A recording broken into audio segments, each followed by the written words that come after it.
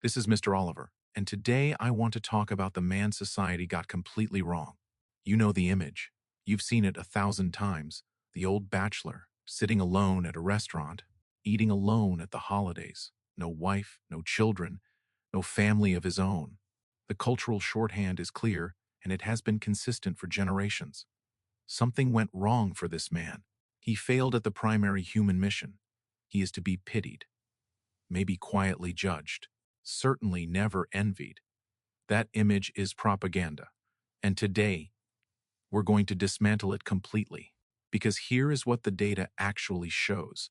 Here is what the lived experience of hundreds of men I've encountered actually reveals. Here is what the married men at family gatherings whisper to their bachelor friends when no one else is listening. The man who never married, the man who built his life on his own terms without restructuring his entire existence around someone else's approval and someone else's needs. That man is not the cautionary tale. He is increasingly the success story. And the cultural narrative that told you otherwise was never about your well-being. It was about keeping men inside a system that required their compliance to function. Let me start with something that will surprise you. The research on male happiness in marriage versus single life is not what you've been told. The conventional wisdom, repeated so often it feels like established fact, is that married men are happier and healthier than single men. That marriage extends male life. That partnership provides benefits that single life cannot replicate. Some of that research is real. Some of it is old. And almost all of it is context dependent in ways the headlines never mention. Yes, in historical data sets, married men showed some health and happiness advantages over single men. But those data sets are decades old. They were collected during periods when single men faced significant social stigma, limited social infrastructure, and genuine isolation, because the world was structured around the assumption that all adults would be partnered. When you update the research for contemporary conditions, when you look at men who are single by choice rather than by circumstance, when you control for the quality of the marriage rather than simply its existence, the picture changes dramatically. Here is what the updated picture shows. Men in unhappy marriages have significantly worse health outcomes than single men. Men in high-conflict marriages have mental health profiles that look more like men in crisis than men who are thriving. Men who divorce after long, unhappy marriages report dramatic improvements in well-being, not declines. And men who never marry but maintain active social lives, purposeful work, and genuine community show life satisfaction scores comparable to or exceeding those of happily married men. The research was never really comparing marriage to singlehood. It was comparing social connection and support to isolation. Men who had both marriage and quality support showed better outcomes. Men who had marriage without quality support, which describes a significant percentage of long-term marriages, showed outcomes that were sometimes worse than men who were single. Remove the stigma, remove the social isolation. Give a man genuine community, meaningful work, financial security, and freedom to structure his life around his own values. That man does not need marriage to thrive. And increasingly, that man is choosing not to participate in an institution that costs him far more than it provides. Now let me address the 5 myths that culture uses to shame men back into marriage compliance. Because this shame is real, it is persistent, and it deserves to be dismantled directly. Myth 1. Unmarried men are lonely. This is the foundational assumption behind every pitying look, every well-meaning question about whether you've met anyone special, every Thanksgiving table where someone treats your singleness as a wound that needs addressing. The assumption is that single equals isolated, that without a wife or partner, a man is fundamentally alone, that he comes home to silence and emptiness and a slowly accumulating sadness, that his social world is barren, because the primary relationship that was supposed to populate it never materialized. This assumption was never accurate for men who chose single life intentionally.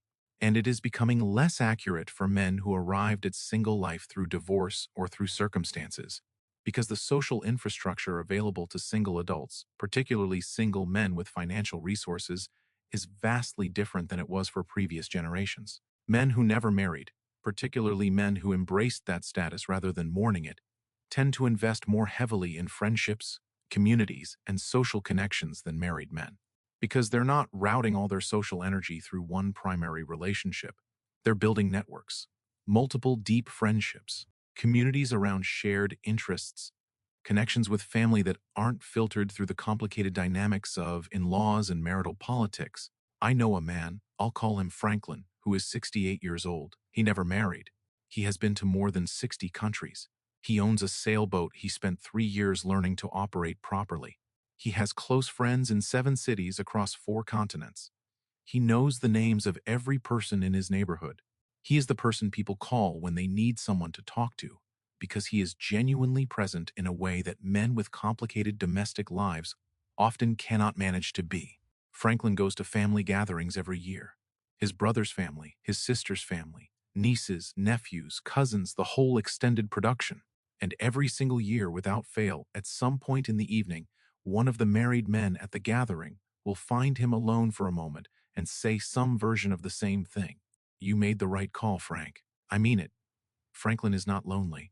Franklin is one of the most genuinely connected human beings I've encountered, but he is connected on his own terms, in ways he chose, to people he selected because they added to his life, rather than people he inherited through the circumstance of marriage. The loneliness myth is not about what unmarried men actually experience. It's about what married people imagine they would experience if they were suddenly alone, and that imagination is shaped entirely by dependency. A man who has structured his entire social world around his marriage cannot imagine surviving without it. So he projects that dependency onto men who never built that dependency in the first place. Myth 2. Unmarried men are failures at relationships. This myth is particularly pernicious because it frames the absence of a specific type of relationship as evidence of an inability to form relationships in general. He never got married. Must be something wrong with him. Must be why no woman would have him. Must be a deficiency in his relational capacity. The reality is often the opposite. Many men who never married made a deliberate assessment of what marriage actually involves, what it actually costs, what it actually provides, and concluded that the terms were not acceptable. That's not a failure of relational capacity. That's the exercise of discernment. A man who looked at modern marriage, assessed its costs and benefits clearly, recognized the legal and financial risks, observed the marriages around him honestly, and concluded that this particular institution was not a good vehicle for his flourishing.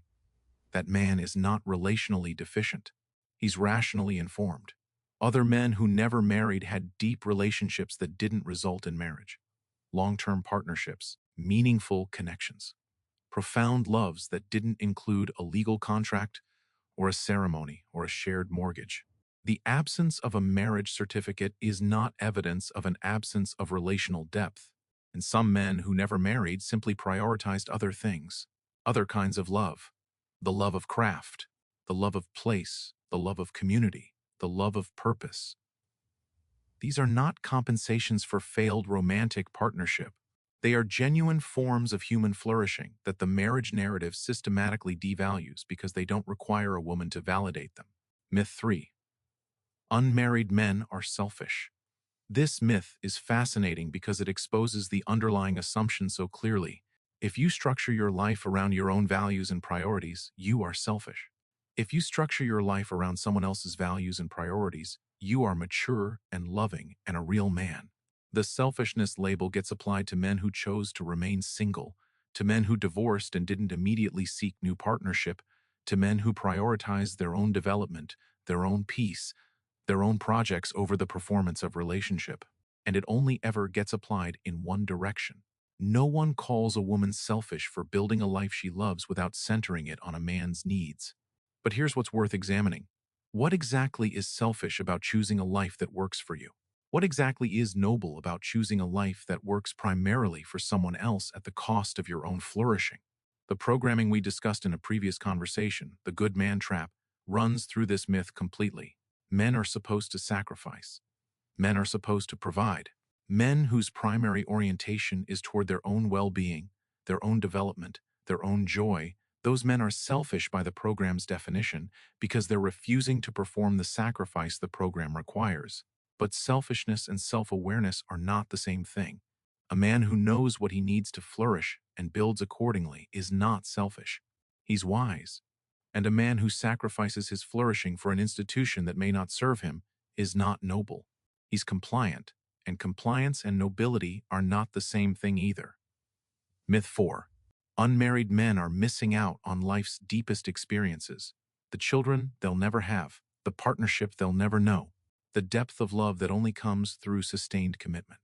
This myth has real emotional weight because it touches on genuine human experiences that carry profound meaning. Children are extraordinary.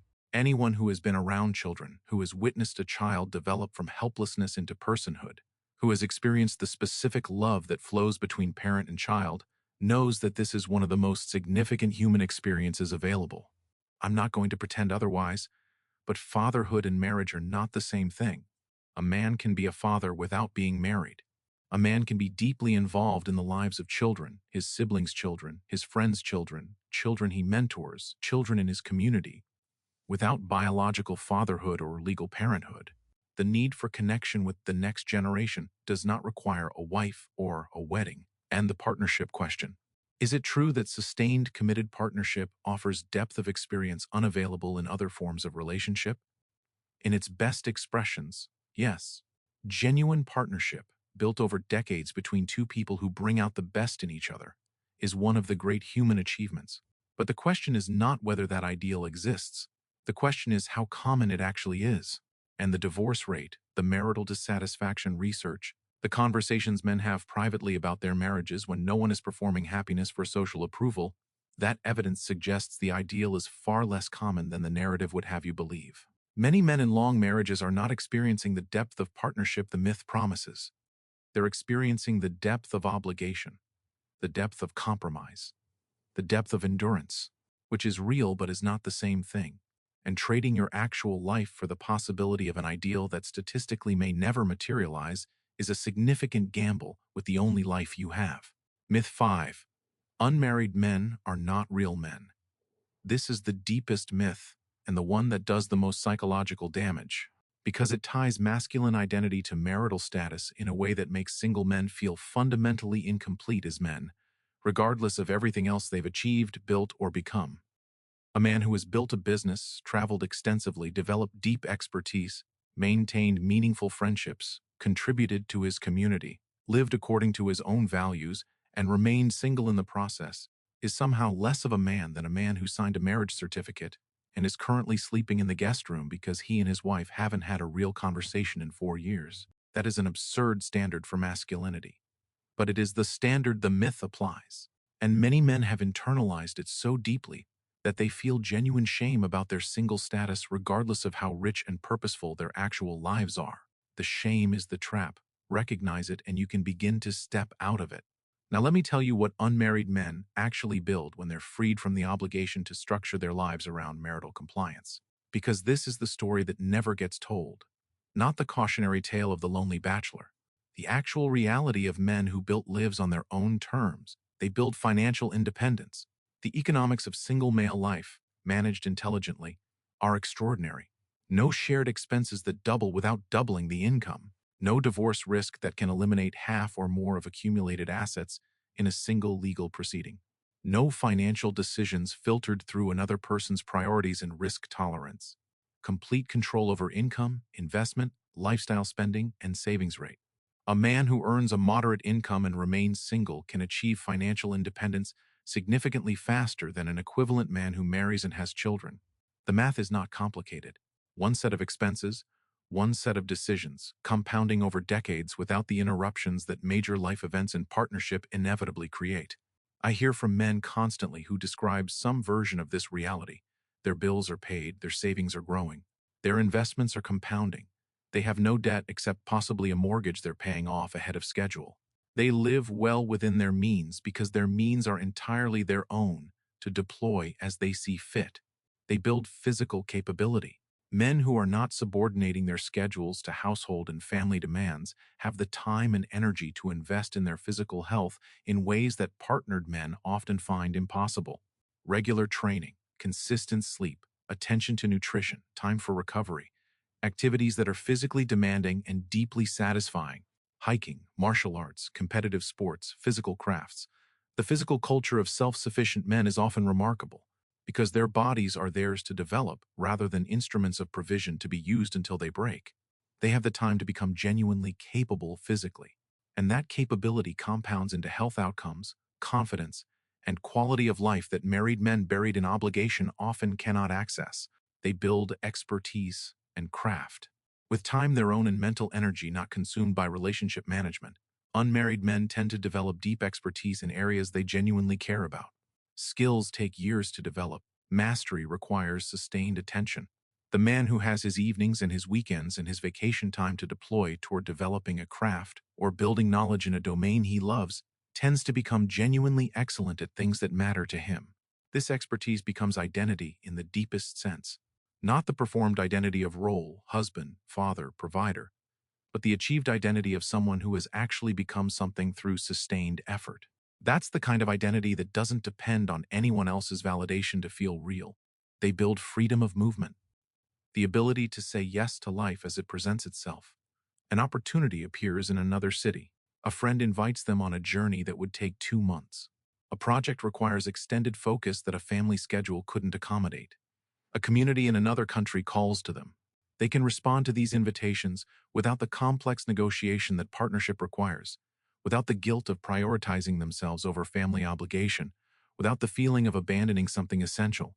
This freedom is not trivial. It is one of the most profound differences between partnered and single male life. And men who have experienced it, men who have said yes to their lives because there was nothing preventing them, describe it as one of the greatest gifts of their existence. Let me tell you about a man I'll call Philip. He is 54 years old. He decided, at 26, after watching his father work himself into an early grave for a family that subsequently divorced and scattered, that he was not going to structure his entire existence around someone else's approval and someone else's needs. That decision was not made in bitterness. His parents' marriage wasn't particularly dramatic. His father wasn't abused or exploited in obvious ways. He was simply consumed, his entire life oriented around provision and performance. And when he died at 61, Philip noticed something at the funeral. His father had no friends, not one person there who had known him as anything other than a husband, a father, an employee. No one who had known him as a man with his own inner life, his own passions, his own story. Philip made a decision that day. He was going to know himself. He was going to build a life that, at his own funeral, would be attended by people who had encountered him as a full human being rather than as a function. He never married. He has worked consistently, traveled extensively, developed real expertise in 3 separate domains, and maintained friendships with men and women who know him as a complete person. At 54, he has no debt. He has savings that allow him to consider full retirement in 6 years if he chooses. He is in better physical condition than most men 15 years his junior. He wakes up in the morning with genuine curiosity about what the day will bring, and he told me something once that has stayed with me. He said, "The only regret I was supposed to have is not having a family. But when I look at my life honestly, I don't feel that regret. I feel something closer to gratitude. I got to find out who I actually am. Most men never get that chance." Now let me address something that deserves honest treatment. Some men who never married are not living the life I've described. Some are genuinely isolated. Some carry wounds from rejection or loss that prevented them from building the connected life they wanted. Some are lonely in ways they don't admit because the shame of male loneliness runs very deep. This video is not for them. This video is not pretending that all single men are thriving. It's not claiming that chosen solitude is superior to genuine partnership in every case. It's not dismissing the real human need for connection and intimacy. What it is doing is dismantling the automatic assumption that single equals failed, the presumption that marriage is the standard against which all male lives should be measured, the cultural reflex that treats an unmarried man as someone to be pitied before you've learned anything at all about his actual life. Some unmarried men are lonely. Some married men are desperately unhappy. These are both true. The question is not which state is universally better. The question is which choice, made honestly and eyes open, is most likely to produce a life of genuine flourishing for a specific man with specific values and specific needs. And for many men, particularly men who have examined the institution honestly rather than accepting it as a default life stage, the answer is that marriage as it currently exists does not produce that flourishing. The costs are too high. The risks are too significant. The returns are too uncertain. And the alternative, a life built deliberately around one's own values and genuine connections, is too good to abandon for an institution that may not deserve the reverence it receives. Now let me speak directly to younger men who are watching this, because this message is often misread by younger audiences as either an invitation to isolation or a license for endless adolescence. It is neither. The choice to remain unmarried is not a choice to remain undeveloped. It is not permission to avoid growth, to sidestep responsibility, to spend your 20s and 30s in permanent recreation without building anything real. Men who never marry and thrive are men who took the energy and resources that would have gone into building a family and built something else, or something meaningful, something that required effort and commitment and sacrifice. They built careers, they built expertise, they built physical capability, they built communities, they built financial independence. They built inner lives rich enough to sustain them without constant external validation. They built, in short, themselves. And that building is the work. If you're using single life as an excuse not to do the work, you're not living the life this video describes. You're living the cautionary tale. What I'm saying to younger men is this: don't marry by default. Don't marry because it's the next stage you're supposed to enter. Don't marry because you feel social pressure or because you're afraid of being judged. Don't marry because you've been told that a good man builds a family and you've accepted that definition of goodness without examining it. Marry if you find someone who makes your life genuinely better than it is without them. Someone who adds to your flourishing rather than redirecting it. Someone who you would choose with full information about what marriage actually involves over the life you have built without them. Someone who chooses you as a first choice rather than a fallback. Someone whose presence in your life makes it richer, deeper, more alive. If you find that person, marriage can be one of the great human experiences. Genuine partnership between two people who actually enhance each other's lives is worth having. I'm not dismissing it. I'm raising the standard for it. The standard should be that marriage is genuinely better than the alternative. Not that it's what you do, not that it's expected, not that it will eventually appear if you just keep dating, but that this specific person, this specific commitment, makes your actual life demonstrably better. If the answer to that question is yes, clearly and honestly yes, then marry. If the answer is uncertain, if you're marrying because it's time, or because she's good enough, or because you don't want to lose her, even though you're not sure the life she's offering is better than the life you have, then don't. Because uncertainty at the start compounds into regret over decades. And decades of regret is a very long time to live inside a choice you made when you weren't sure.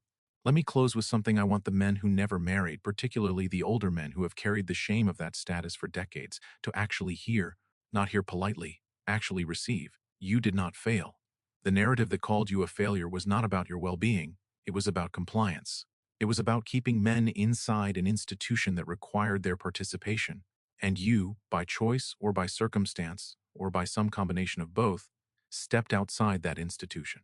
And whatever your life looks like right now, whatever regrets you carry, whatever roads not taken sometimes appear in quiet moments, you are not the cautionary tale. You are a man who lived, not according to the script, according to something closer to your actual life. And that is worth more than decades of performed happiness inside a marriage that would have slowly consumed the person you actually are. The happiest men I know who never married are not happy because they avoided something. They're happy because they built something real, something theirs, something that wouldn't exist if they'd spent those decades managing a marriage rather than building a life.